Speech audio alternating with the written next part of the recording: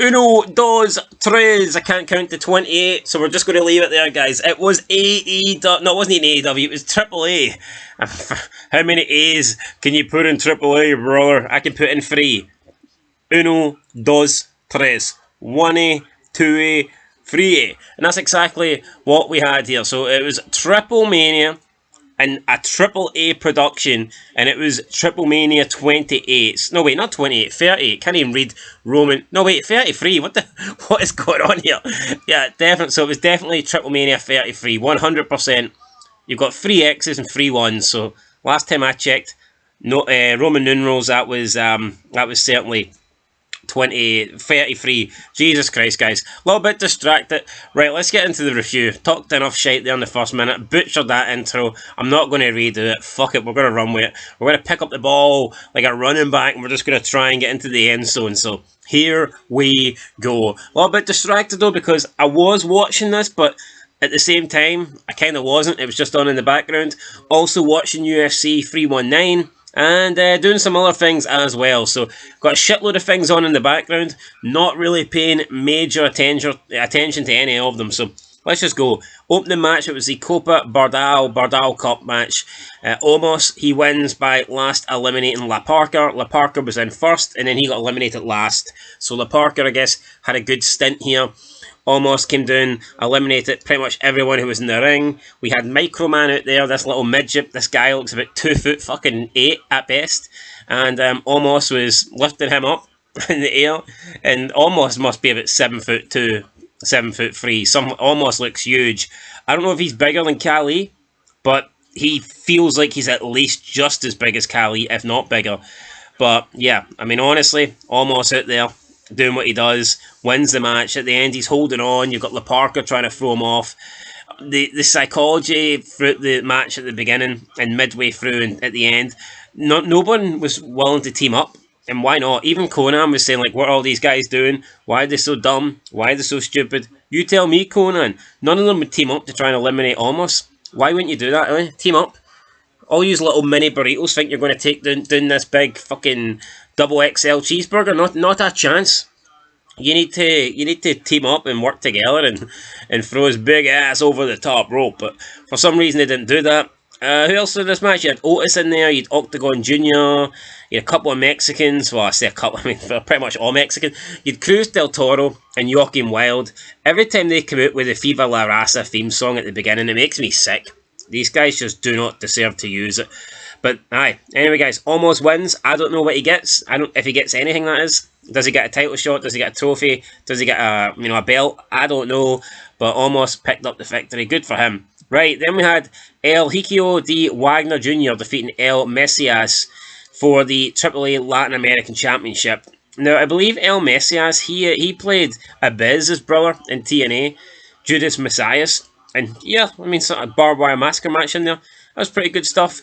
But here, not really a lot happened, in my opinion. I don't really know why they need a Latin American champion. What's the difference between the Latin and the Mega? So you've got a Latin American Championship and you've got a Mega Championship. I don't really know. Anyway, El Helio de Dagner wins. Then we get the Judgment Day. Finn Balor, JD and Raquel in a mixed tag match. Taking on Mr. Iguana, Nino Hamburguesa and Lola Face. Lola Face comes out with these like green tassels, shaking her ass, and I mean that was probably the best part of the show. Why not? Judgment Day win. It was weird. Judgment Day win. Raquel gets the victory, and then the referee kind of just starts shouting at the losing team that they need to get out the ring. I guess we were trying to move things on quickly. Just looked a bit weird. Right, then we got Pagano and Psycho Clown defeating Los Garza, Berto and Angel. JBL was trying to ass lick these two, pretending that they're great, but we all know they suck. And they shouldn't even have had the belts in the first place, but it's WWE. Look, every time they go into a partnership with somebody, all the WWE wrestlers get to hold the other company's belts, but nobody from the other company gets to hold a WWE belt. When are they going to put the Intercontinental belt on someone for AAA? When are they going to put the US title on someone from TNA? They ain't going to do shit, but they will take all the belts from these other companies and stick it on their guys. Berto and Angel don't even deserve a belt to hold up their fucking pants, never mind a world championship or a tag team championship. Disgusting. Anyway, those guys suck. It was a street fight. We had some barbed wire that looked pretty fake, so I didn't really care. Alrighty, up next we had Flammer defeated Fabi Apache and Natalia. This match was weird. We had a spot where Natalia does like a double sharpshooter, and it just never looks good because she hasn't got the strength, and it's just kind of impossible to be able to wrap those amount of legs around your arm, especially for a female, someone who's a lot smaller. So you can't execute the move properly. You can't hold on to them properly. You basically don't have the strength to lift both of them up, so you're effectively just allowing them to like plank on the ground, plank on the mat, and you're just sitting on them at the end of the day. And the worst of the lot for me is Natalia's got this double sharpshooter locked in, and she's smiling. She's just smiling away. And things like this fucking ruin wrestling. Look at Benoit. See, when Benoit had the crossface in, Benoit never smiled. You wouldn't see Benoit, you know, maybe when he let go, he'd be smiling at the damage he'd done. But see, when Benoit had the crossface locked in, he looked like he could be on death row. And it turns out, you know, maybe in another life he could have ended up there. But point is, Benoit was serious. When Benoit had the crossface in, there was no fun, there was no games, there was just pain. And it looked like there was nothing getting him to let go. You need like a fucking a wrench or I don't know, something to pull him apart. But Natalia's got this double sharpshooter locked in. She's just smiling. She's smiling like she's uploaded a picture to her OnlyFans and some guys, you know, tipped her $50,000. She's just sitting there smiling. I thought it was dumb. Then the other Mexican one, so yeah, just shite, double sharpshooter, doesn't work. Stop smiling and be more like Chris Benoit. We need Chris Benoit on these shows. See, when he locked in a submission, you knew it was game time, and you knew someone was getting hurt when he put on the crossface, that's for sure. But yeah, just a submission when she's smiling just looks really, really bad. Then Fabi pinned Flammer. Looks like she got the free. Referee didn't count it for whatever reason. I don't know. I would think it was a botch.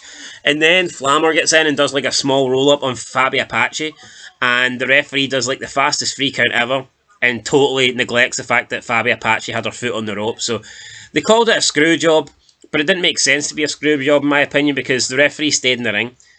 If you're the referee and you screw someone, then you're going to get out of the ring as fast as possible, because then if you stay in the ring, the person that you screwed is going to confront you. But guess what? These two women didn't confront the referee. They confronted each other and they got in a brawl. It's like, this referee either did one of two things. He absolutely screwed Apache and Natalia, or he's just fucking incompetent and doesn't deserve a job. It's one of the two things. So I'm assuming it's a screw job. Yeah, they didn't do anything about it. It was very weird. Yeah, it was one of the fastest free counts you'll ever see, and Apache's foot was on the bottom rope, but they don't bother complaining. They just get up and get into a bit of a brawl with each other, and the referee's standing there, you know, getting away. As Pat Barrow would say, getting away with murder. Anyway, main event time, Fatal 4-Way for the AAA Mega Championship. It was El Helio de Fincio, Dominic Mysterio, Dragon Lee, and El Grande Americano, which I don't care how many times I say it, just sounds like a coffee at a Starbucks, doesn't it? Anyway, drink it up, guys. This match was no bad. It was the main event. Probably the best match of the night. Probably deserved to be the main event. Dominic Mysterio, I like this kid. Just he's got the look. He's a star. He had a promo earlier with Rey Mysterio, who also had some sort of induction. I don't know if they were speaking in Mexican, or not Mexican, Spanish, sorry. I don't know what he said, but I think Conan was getting inducted into something tonight. But Rey Mysterio, did him the honours, and I guess that's because Conan did him the same honours at Mania when he got inducted. So it is what it is. Anyway, Del Fincio wins. He had a bit of run in, he had a bit of interference. Lots of shit happening. One of those hectic finishes where there's just bodies flying everywhere. It was decent. I would have rather seen Dominic win and be a double champ, but then again, that's a bit hypocritical because I'm sick of WWE stealing all the belts off these people, these companies, so can't have it both ways, I guess. But yeah, that was pretty much it. Fincio was getting booed big time, so not entirely sure what he did. Whose burrito did he shite in to piss them off? I don't know, but that's it. El Fincio Decanio, or Decanio, what the fuck? Think about Paulo Decanio here. I'm distracted, man. I'm trying to watch UFC and do this review at the same time. El Helio del Finquino. Yeah, so he picked up the win. He's still the champ. Good for him. He was getting booed though. Shitload of boos. And that's it, guys. You can boo this review if you want. I'll totally accept. It wasn't that good. But The show, I'm not going to give it a rating because, like I said, I didn't really commit to watching it. I just had it in the background and I only, like, you know, watched some of it. But what I did see, I mean, honestly, I wasn't that impressed. But one thing I will say is they have a good commentary team, or at least it's just more exciting, more fresh. I would much rather listen to Corey Graves, JBL, and Conan. I'd rather those three guys in WWE. I'd rather they called the matches in WWE. Way better than any combination we get. So, yeah. Anyway, that's it. Till next time. Peace.